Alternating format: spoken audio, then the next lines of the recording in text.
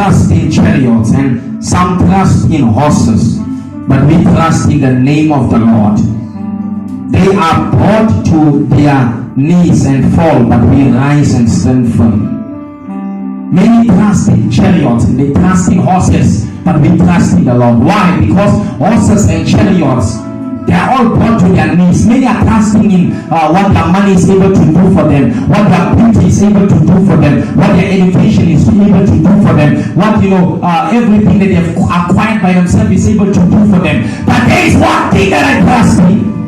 I trust in the Lord. And while their education gets weak and while their finances they are able to run out, there is one that does not run out. We call him the voice of God. He is not running out. He is able to supply all my needs according to his riches in glory. Amen. Though I fall, and it may look like I'm walking next to people that are running on chariots, and people might be way ahead of you, running on chariots and running on horses and running on camels, and it may look like life is way behind for you. God, I'm this age and I didn't yet have this. Who told you that God delivers things in that age? Amen.